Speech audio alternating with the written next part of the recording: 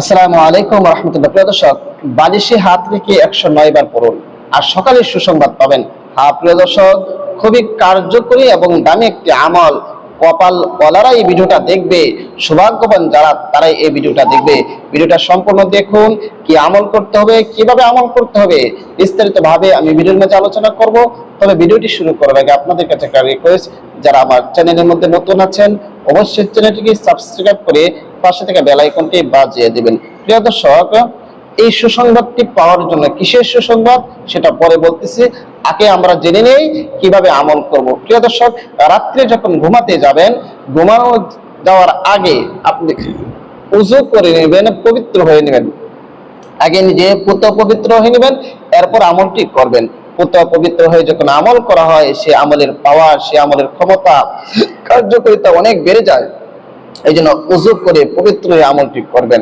আপনি উযু করে পবিত্র হয়ে গিয়ে বিছানার মধ্যে বসলেন, বসে সর্বপ্রথম 3 বার ইস্তিগফার পাঠ করবেন। আস্তাগফিরুল্লাহ রাব্বি মিন কুল্লি যামবি ওয়া আতুবু ইলাইহি লা হাওলা ওয়ালা কুওয়াতা ইল্লা বিল্লাহি আলিয়্যিল আযীম।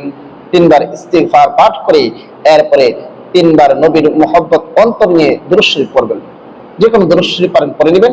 আমি দুরূদ ইব্রাহিম পড়তেছি, যে দুরূদ শরীফ নামাজের মধ্যে পড়া হয়।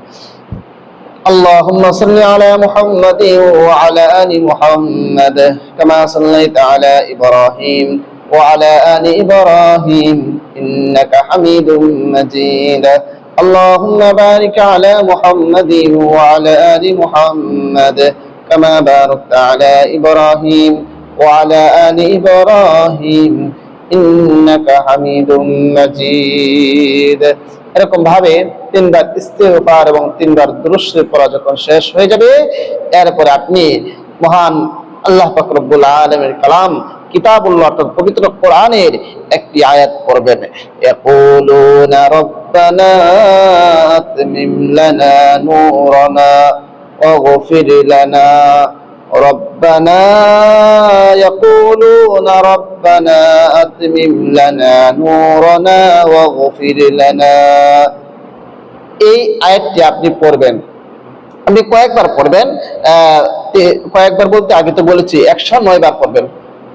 يقولون ربنا أتمم لنا نورنا واغفر لنا। এই আয়াতটি 109 বার পড়বেন। 9 বার পড়া যখন শেষ হয়ে যাবে, বালিশের মধ্যে হাত রেখে কিন্তু পড়বেন।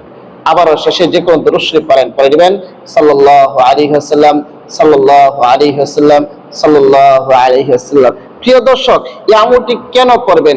আপনার মনের মাঝে যখন অনেক কষ্ট জমে যাবে, আপনি যখন পেরেশানির মধ্যে ভুগবেন, তখন আপনি আপনার ধন দৌলত, টাকা পয়সা প্রয়োজন, আপনি আমলটি করবেন।